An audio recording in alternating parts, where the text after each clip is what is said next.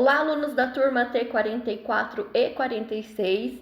Eu retorno aqui com vocês com a nossa 12ª aula da disciplina Paciente Crítico e Grave. Hoje nós iremos falar um pouco mais detalhadamente sobre as arritmias, os tipos de arritmias mais frequentes, né? E quais os cuidados de enfermagem para cada uma delas, tá? Na aula passada a gente falou sobre cardiopatias e hoje nós iremos falar sobre arritmias, né? Que também pacientes com quadro de arritmia, né, que sofrem algum quadro aí de taquicardia ventricular, fibrilação ventricular, que tem que cardioverter, né, desfibrilar no caso, né? Todos esses pacientes eles podem sim estar internados em monitorização contínua num setor de UTI. Esses pacientes são considerados pacientes graves, tá? Eu espero que vocês gostem dessa aula e qualquer dúvida pode me deixar aí via portal, ok? Então vamos lá. Deixa eu diminuir aqui. Arritmias cardíacas é uma condição caracterizada pela falta de ritmo dos batimentos do coração. Então, quando a gente fala em A, ou é ausência, ou quando essa arritmia está desgovernada, né? Não acontece a onda elétrica, né? A onda cardíaca normal, tá bom? Então, tudo que ultrapassa da normalidade, né? Da curva elétrica normal, nós podemos chamar de arritmia, né? Seja ela uma fibrilação, uma taquicardia ou até mesmo uma assistolia, tá bom? Ela pode ser sintoma de algum problema físico ou psicológico para o organismo ou fruto de um desequilíbrio do próprio órgão. Então, tem vários fatores que contribuem para a arritmia, tá? Então, desde uma disfunção orgânica ou até mesmo um episódio de estresse emocional aí, tá bom? Sintomas da arritmia cardíaca. Eu coloquei só as principais, mas é claro que existem outras, tá? Palpitação no coração, que dura de segundos a semanas, queda de pressão, fadiga, dispneia, desmaio, enjoos e vertigens. É claro que também tem a questão de sudorese, muitas vezes cianose nas extremidades, então varia muito aí de sintomas também, tá bom? Fatores de risco. Então, quais são os pacientes que têm predisposição para uma determinada arritmia, né? Não só arritmia, mas qualquer coisa cardiológica, né? Tabagismo, sedentarismo, sobrepeso e obesidade, apneia do sono, exageros na ingestão de bebidas alcoólicas, distúrbios de tireoide, hipertensão, diabetes, estresse e predisposição genética. Aí a gente pensa assim, Ana, mas todos esses fatores são só pacientes de terceira idade, né? De 50, 45, 60 anos? Não. Jovens também podem ter quadros de arritmia, né? Principalmente com a ingestão aí de drogas, né? Que faz o coração bombear até evoluir para uma arritmia. Uso exagerado de álcool, né? Nós vemos aí vários estudos dizendo o quanto o energético acelera os batimentos cardíacos e quando nossos batimentos começam a bater de uma forma mais rápida, ele acaba se desregulando em algumas vezes, então pode surgir aí uma arritmia também, tá? Então a arritmia não tem idade, né? Na verdade, nenhuma cardiopatia específica tem, né? Existem algumas que o público-alvo lá, a faixa etária, é mais específica para alguns do que para outros, mas nessa questão de arritmia, ela tá geral como um todo, tá bom? Prevenção das arritmias. Apesar de a genética influenciar a predisposição a arritmias, cortar alguns fatores de risco, como o cigarro, o abuso de álcool e o ganho de peso, e controlar outros, como diabetes e hipertensão, diminui a probabilidade de o coração ficar com batimentos desgovernados. O essencial, portanto, é manter uma rotina ativa e equilibrada, sem muitos exageros ao fim de semana. A alimentação também pode interferir nesse contexto, já que o músculo cardíaco depende de minerais como potássio, magnésio e cálcio para bombear na na decadência ideal. Então, vocês podem ver que tudo que a gente estudou até hoje, lembra lá dos distúrbios metabólicos, né? Da aula de distúrbios metabólicos, acaba que interferindo em todos os assuntos que nós iremos falar nessa disciplina, né? Então, lá no distúrbio metabólico, né, que eu citei as funções do organismo, né? Enfim, ele também entra aqui, ó, nessa questões de arritmia, né? Então, quando eu tô com hipopotassemia ou hiperpotassemia, né, lá no meu balanço hídrico, eu identifico que esse paciente está retendo ou com balanço hídrico positivo, isso pode interferir muito nessas questões de arritmia, tá bom? É um dos fatores, claro, né? Portanto, aconselha-se investir em um menu recheado de frutas, verduras, legumes, grãos e cereais, além de laticínios magros, né? Então, tudo envolve essa questão para prevenção de arritmias, né? Atividade física, uma vida saudável, alimentação saudável, tá? Diagnóstico de arritmia, né? No consultório, o cardiologista investiga a história do paciente, fará um exame físico e poderá recorrer ao eletrocardiograma. Esse exame focado na decadência dos batimentos do coração. Então, lá no eletrocardiograma, o médico pode identificar, sim, um quadro de arritmia, né? Então, lá na curva do eletro, os espaços estão muito curtos, né? Mais curto do que o normal. Isso pode ser uma predisposição para uma arritmia, tá bom? É claro que tem que fazer outros exames, né? Seja exames laboratoriais, um CKMB e troponina, que esse paciente pode estar evoluindo para uma arritmia, né? Para uma angina e até mesmo um infarto. Ou esse paciente pode ter apenas uma arritmia que tem que ser investigada, tá bom? Se houver necessidade, outros exames como o ecocardiograma, uma espécie de ultrassom do coração, e o teste ergonométrico, que avalia o desenvolvimento do órgão em uma prova de esforço físico na esteira, pode ser convocados. Então, muitas vezes eles pedem esse exame, né? Eles realizam esses exames justamente para identificar maior detalhes dessa arritmia, como entrar com medicação, enfim, tá bom?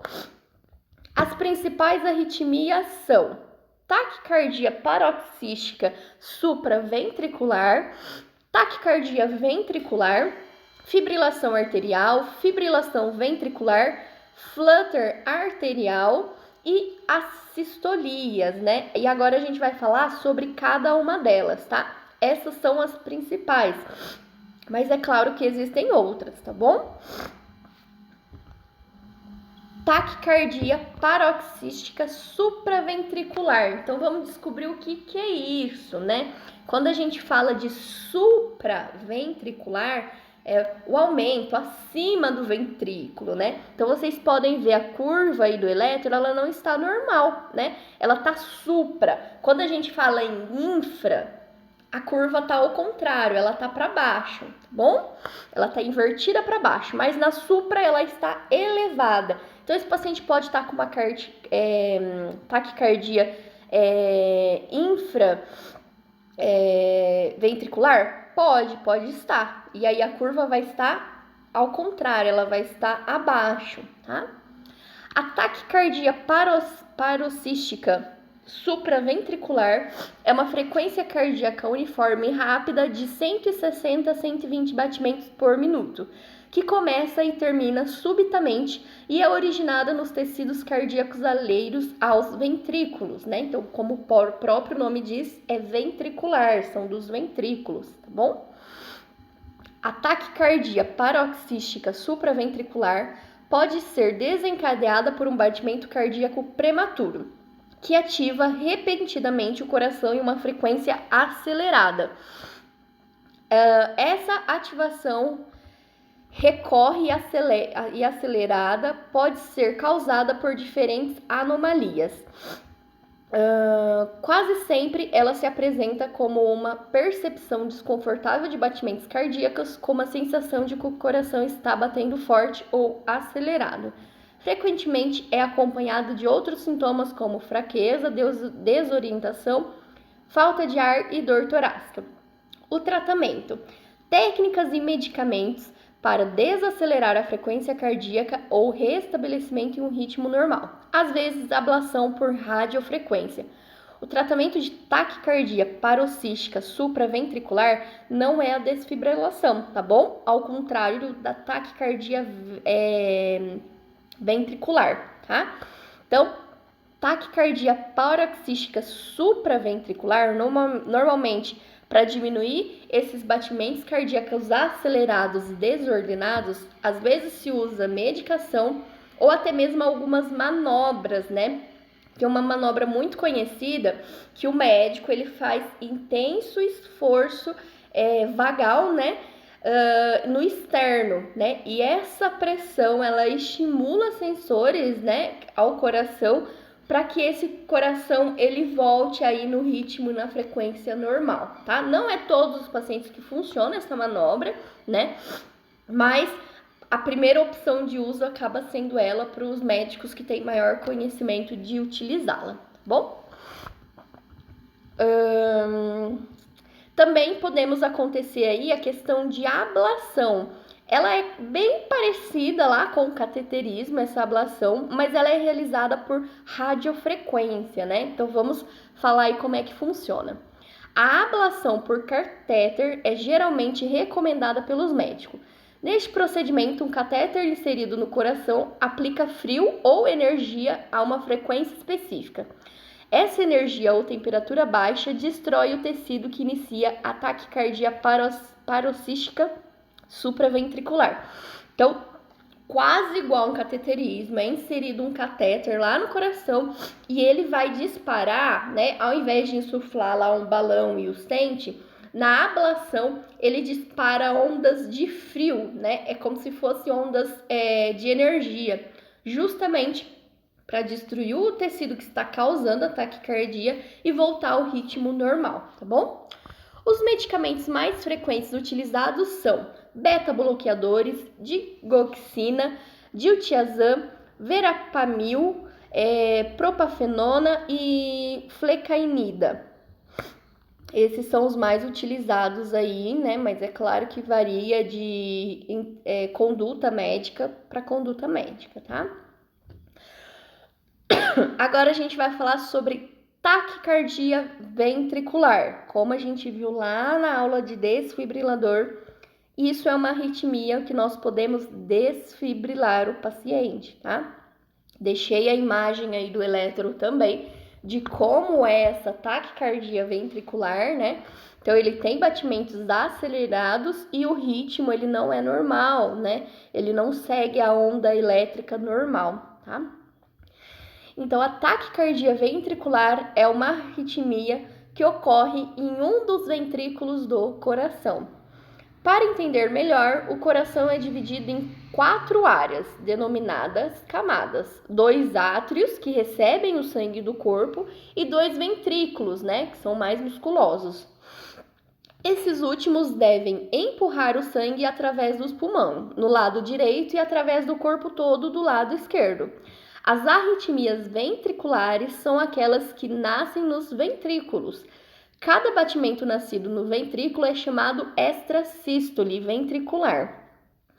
Quando 3 ou mais extrasístoles apresentam em sequência,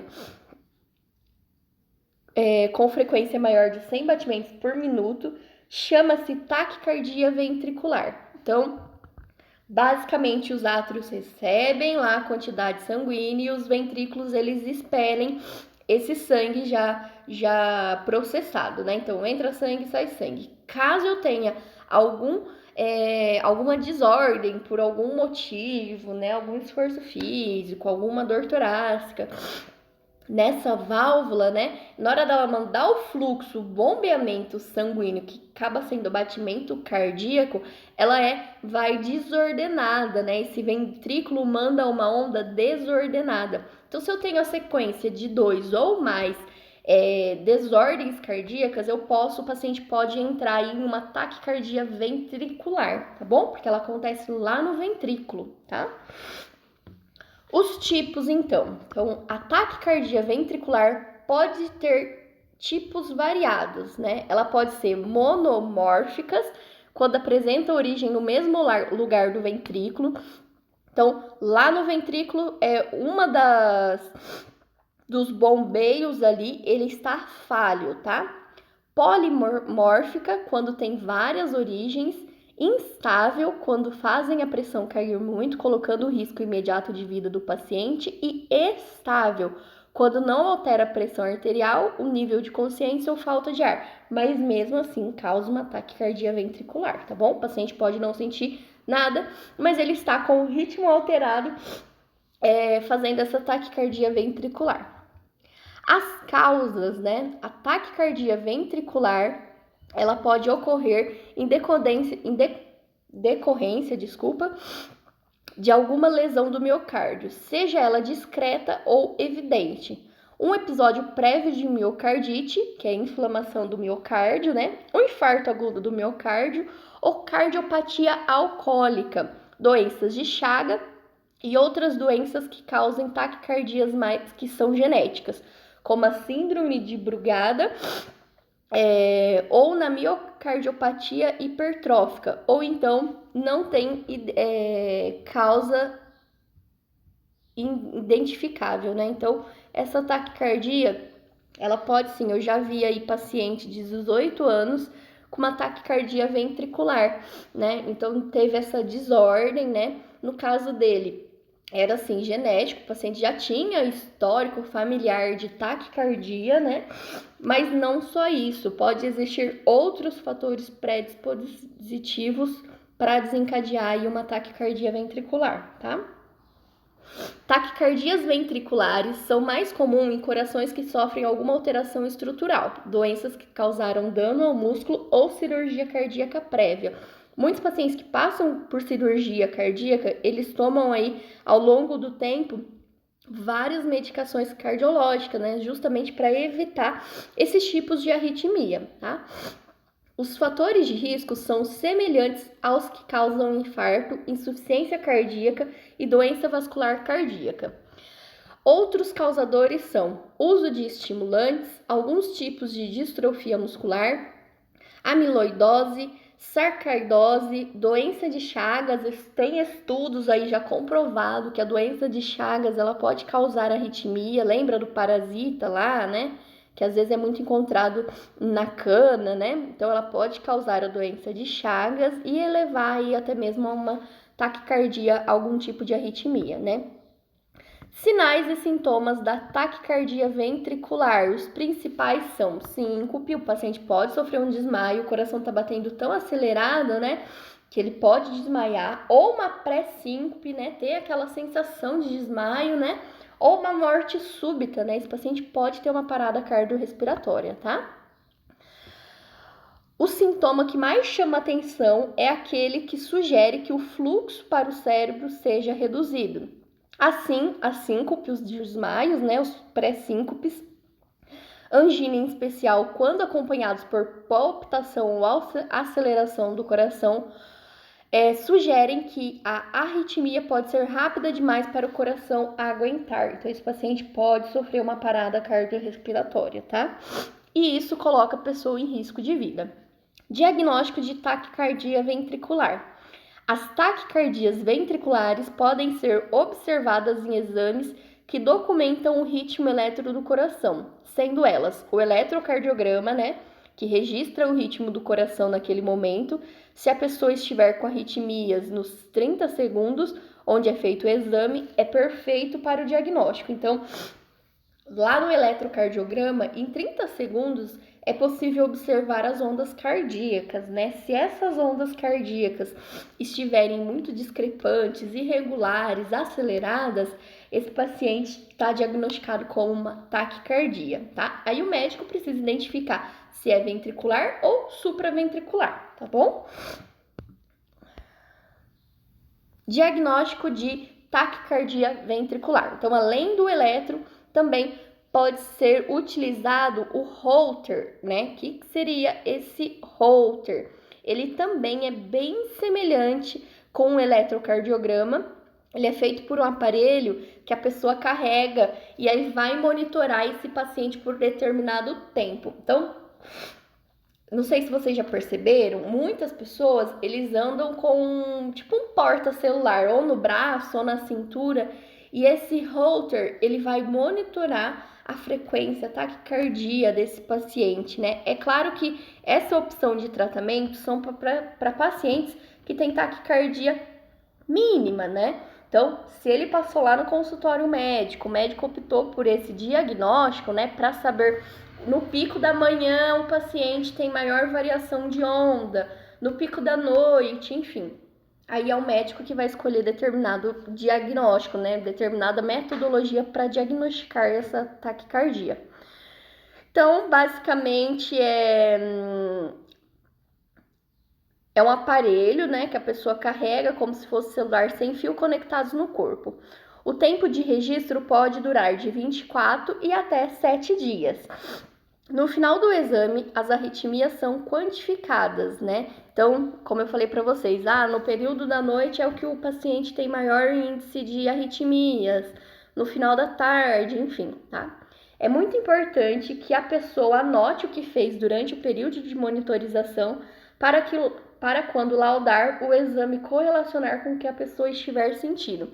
Então, não adianta o paciente falar assim, eu vou limpar a casa, eu vou fazer um exercício físico na parte da manhã. É claro que meus batimentos cardíacos vão aumentar e com isso eu posso ter uma desordem na minha onda cardíaca aí, tá bom?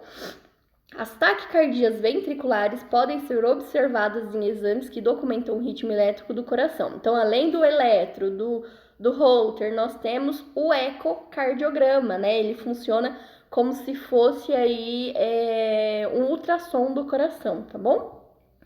Para ver o formato do coração e risco de vida trazido pela arritmia, arritmias ventriculares com baixa fração de ejeção, né, que é uma medida de força com o coração contrai, tem um tratamento diferente daqueles onde o ecocardiograma é normal. Estudos eletrofisiológicos invasivos, que são um procedimento onde fios de metal, que são os catéteres, né, vão até o coração e testam a possibilidade de indução das arritmias em um ambiente controlado. Normalmente, esses estudos eletrofisiológicos são a ablação, o que eu comentei com vocês. Então, é introduzido um catéter lá no ventrículo do coração e esse catéter libera aí pressões positivas, né, de frio, como se fossem uns choquinhos para ver se o coração reestrutura o ritmo e os batimentos cardíacos normal, tá bom? Servem tanto para diagnóstico como para tratamento. A ablação, que é o procedimento complementar ao estudo, permite que através dos mesmos catéteres a região doente do coração seja cauterizada e a arritmia sanada, o que é possível na maioria dos casos. Tratamento da taquicardia. Geralmente, o tratamento envolve bloqueadores de receptores de adrenalina, que são os beta-bloqueadores, normalmente são medicamentosos, tá? E algumas medicações que controlam a própria arritmia, antiarrítmico de outras classes. O uso é diário ou mais de uma vez ao dia e às vezes necessita de acompanhamento com intervalos menores para detectar efeitos colaterais. Isso quem vai dizer, né, essa frequência de utilização de medicação e quais as medicações utilizadas, é claro que vai ser um médico que o paciente passa continuamente, né, normalmente é o cardiologista. A amiodarona, por exemplo, apesar de ótimo antiarrítmico, pode causar dano da tireoide. Então, tudo isso os médicos lá no consultório, eles levam em consideração, né? os efeitos adversos de determinadas medicações, de determinados beta-bloqueadores antiarrítmicos, tá? Medicamento para taquicardia ventricular. Os medicamentos para o tratamento mais utilizados de taquicardia ventricular são amiodarona, Ancoron, Cordil e digoxina. Agora nós iremos falar sobre fibrilação atrial. Fibrilação atrial também a gente não realiza a desfibrilação, tá bom? Fibrilação atrial, como o próprio nome diz, ele acontece lá no átrio, né?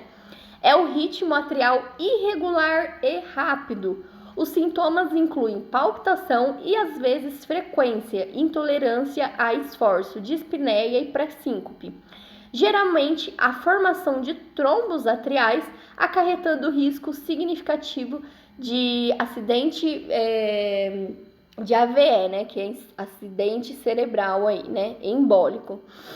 O diagnóstico é realizado por eletrocardiograma e o tratamento consiste no controle da frequência com fármacos, prevenção de tromboembolia com anticoagulação e, às vezes, conversão ao ritmo sinusal com fármacos e cardioversão.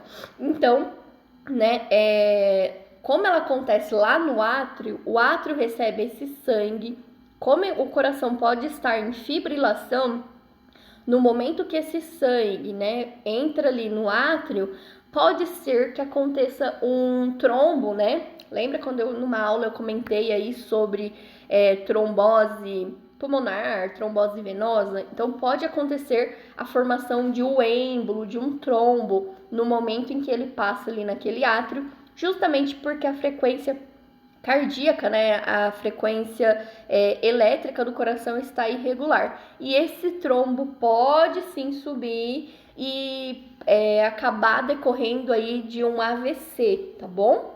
Acidente vascular cerebral. Pode acontecer. Ele pode ser hemorrágico ou não, tá? Então, além disso, eu cheguei a comentar aí que o tratamento, o diagnóstico é pelo eletro, né?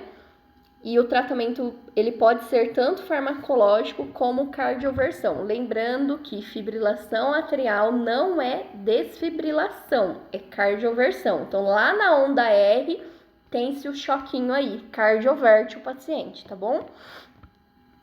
Atribui-se a fibrilação atrial a múltiplas ondas pequenas com reentrada caótica dentro dos átrios. Na fibrilação atrial, os átrios não se contraem e o sistema de condução... Deixa eu aumentar aqui, que senão eu não enxergo, né? É bombeado por muitos estímulos elétricos, acarretando inconsistência de transmissão do pulso e frequência ventricular irregular, que normalmente se encontra no limite de frequência da taquicardia. A fibrilação atrial é uma das arritmias mais comuns, correspondendo cerca de 2,3 milhões de adultos nos Estados Unidos.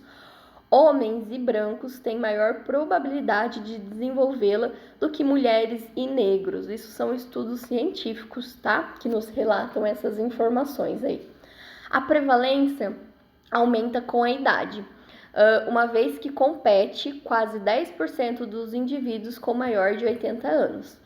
A fibrilação atrial tende a ocorrer em pacientes com doenças cardíacas. Complicações da fibrilação atrial. As contrações atriais ausentes predispõem à formação de trombos. O risco anual de eventos embólicos cerebrovasculares é cerca de 7%. Então, se lá no meu átrio não está fazendo a questão de bombeamento da entrada do sangue, pode formar um êmbolo e esse êmbolo causar aí um acidente vascular cerebral, tá bom? Um AVC.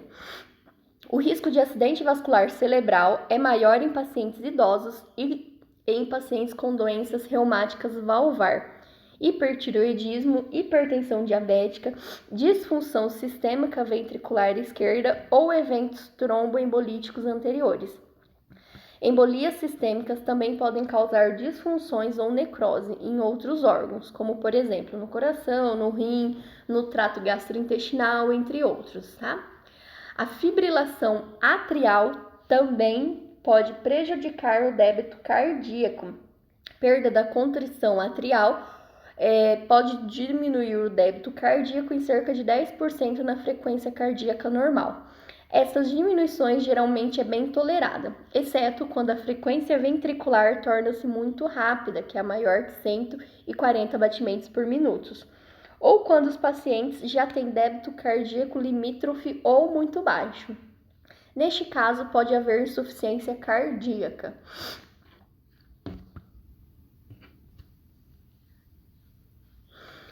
As causas mais comuns da fibrilação atrial são hipertensão, doença coronariana, cardiomiopatia, distúrbio de válvula mitral ou tricúspide, hipertireoidismo, consumo abusivo de álcool, e as causas menos comuns são embolia pulmonar, defeito do septo atrial, DPOC, miocardite e pericardite, tá? Aí ela é classificada de duas formas, de 4 formas. Então, nós iremos descobrir quais são esses 4 tipos de fibrilação atrial, tá? Ela pode ser aí paroxística, que é a fibrilação arterial que dura caracterizadamente mais de uma semana e retorna de modo espontâneo, ou com intervenção ou ritmo sinusal normal. Os episódios podem retornar a qualquer momento, tá? Muitas vezes o paciente nem sabe que ele está em fibrilação, porque ele dura por um determinado período de tempo, maior que uma semana, e aí o próprio ritmo cardíaco acaba reestabilizando ali, tá? Fibrilação atrial persistente é fibrilação atrial contínua que dura menos que uma semana, tá bom? Fibrilação atrial persistente de longa duração. Ela dura aí por mais de um ano. Então, quase todos os dias o paciente ele tem um episódio de fibrilação atrial. Não pode ser que não seja contínuo, mas quase todos os dias ele tem algum episódio. Mas não há possibilidade de restaurar o ritmo sinusal. Então, normalmente não existe procedimento cirúrgico, mesmo com a ablação, realizada nesses casos. Não tem muito o que se fazer, a não ser a controlação por medicamentos, tá? Fibrilação atrial permanente, que não pode ser convertido para o ritmo sinusal. Quanto mais longa a existência da frequência atrial, menor é a probabilidade de conversão espontânea e mais difícil é a cardioversão em virtude de remodelamento atrial. Que são alterações induzidas por frequência arterial rápida no eletrofisiológico arterial, que são a ablação, que eu cheguei a comentar com vocês, que são denominadas por diminuição da refratariedade atrial e também pode incluir aumento de dispersão espacial da refratária atrial, velocidade de condição atrial e desaceleração de ambas. Então, quando a gente fala de fibrilação permanente, foi o que eu acabei de comentar nessa de longa duração, Mesmo com os fármacos, com a ablação, que é o eletrofisiologia atrial, essa ablação, ela pode não ser bem sucedida. Então, o paciente passa com mais frequências no cardiologista justamente para controlar essa fibrilação, Ele tem maiores episódios de fibrilação, seja aí na semana, diário, enfim. Sinais e sintomas. Geralmente, a fibrilação atrial é assintomática, mas muitos pacientes desenvolvem palpitações, desconfortos torácicos ou sinais de insuficiência cardíaca, em especial quando a frequência cardíaca está muito elevada. Os pacientes também podem desenvolver sinais e sintomas de AVC agudo ou de lesão de outros órgãos decorrente de embolia sistêmica.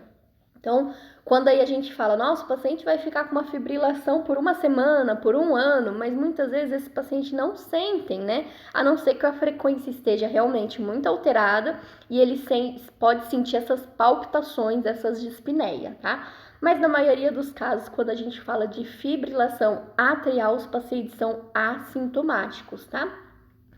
O diagnóstico ele pode ser identificado pelo eletro, por ecocardiografia e teste de função de tireoide, que também a tireoide lá, o hipertiroidismo é um fator contribuinte para uma fibrilação, por uma fibrilação atrial.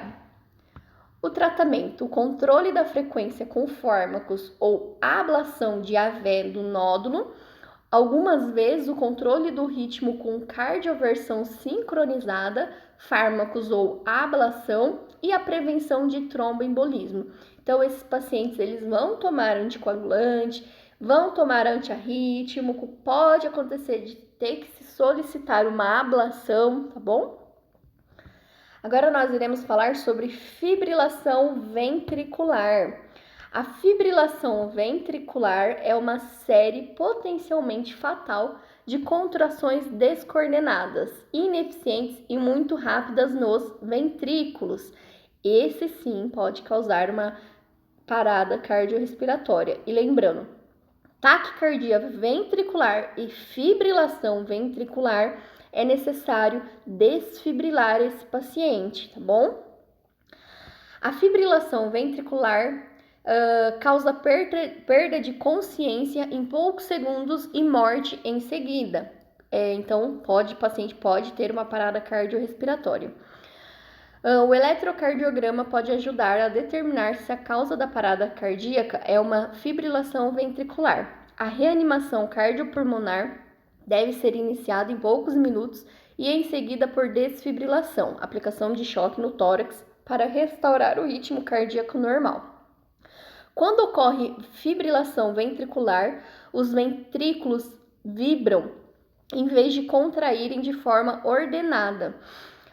Como o coração deixa de bombear sangue, a fibrilação ventricular é uma forma de parada cardiorrespiratória. Então, ao invés do coração bombear sangue, né, entra lá pelo átrio e sai pelo ventrículo, o coração ele fibrila, então não tem essa passagem aí do bombeamento. Então, o paciente entra assim em parada cardiorrespiratória, tá?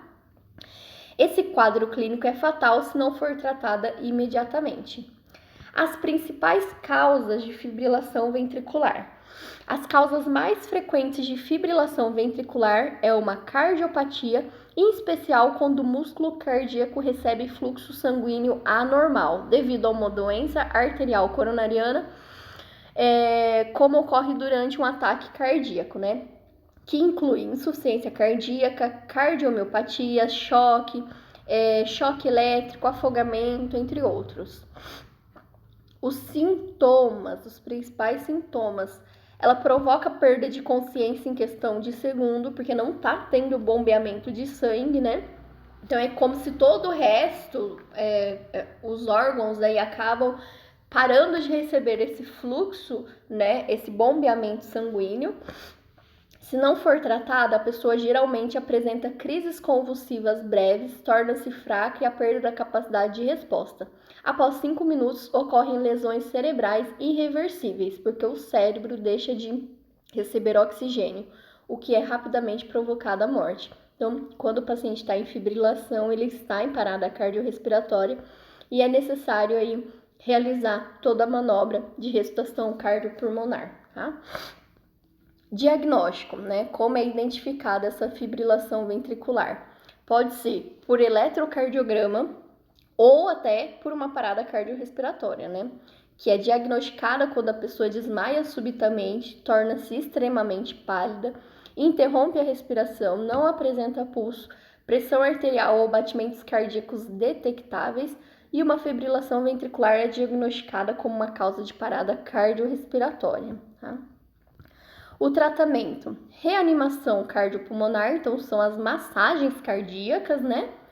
Prevenção de episódios posteriores, então, se o médico identificou que é uma fibrilação ventricular, o que eu vou fazer, o que ele vai fazer, né?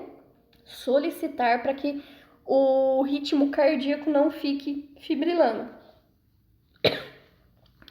A fibrilação ventricular deve ser tratada com emergência extrema. A reanimação cardiopulmonar deve ser iniciada o mais rápido possível. Uma desfibrilação, que é a aplicação de choque no tórax, né, deve ocorrer tão logo um desfibrilador esteja disponível. Em seguida, são usados medicamentos antiarrítmicos com o objetivo de estabilizar o ritmo cardíaco. E agora a gente vai falar sobre flutter arterial. É o flutter, né? Também ele é um pouco menos... acontece um pouco menos do que a fibrilação e ataque cardíaco, mas provavelmente vocês vão identificar esses pacientes em salas de emergência, né? Enfim.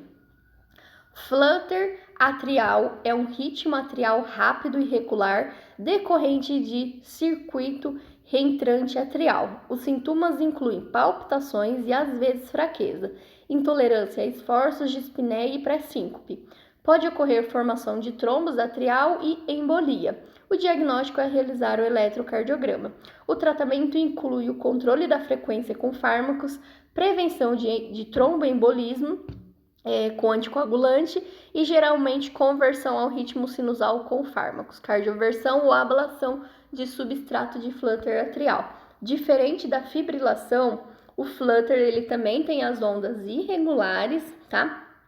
Mas ele ainda continua, o coração ainda faz essa funcionalidade de bombear o sangue, tá? Ele tem o ritmo irregular, mas ele não para com esse bombeamento de sangue, tá? O flutter atrial é bem menos comum que a fibrilação atrial, mas as causas e consequências hemodinâmicas são semelhantes.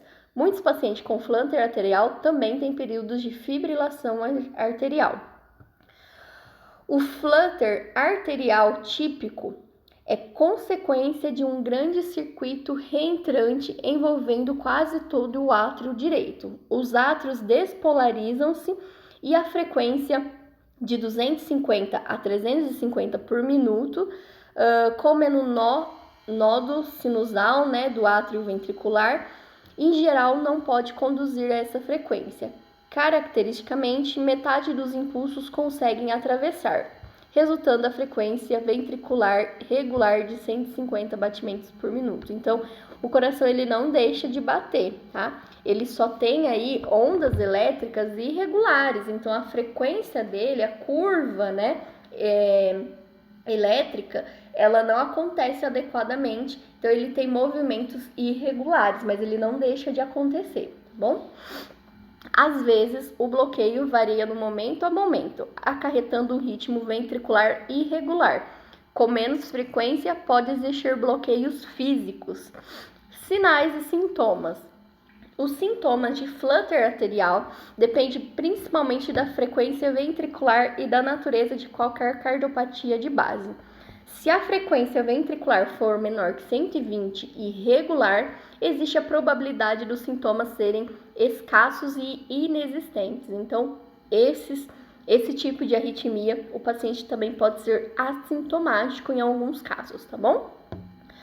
O diagnóstico, ele é então identificado aí pelo elétrico, né? E no flutter típico, o eletro revela ativação atrial contínua e regular em um padrão serralhado mais nítidos nas derivações 1, 3 e AVF. Então, cada onda cardíaca, né, ela pega aí essa onda elétrica de uma determinada parte do coração, né? Então, existem lá D1, D2, D3, que são as derivações cardíacas.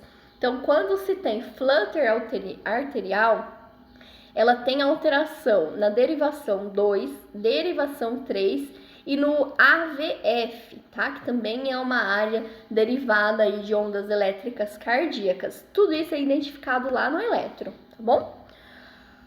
O tratamento é o controle da frequência cardíaca com fármacos, controle do ritmo cardíaco com cardioversão ou ablação e a prevenção de tromboembolia. O tratamento do flutter atrial consiste no controle da frequência ventricular e ritmo cardíaco e na prevenção de tromboembolismo.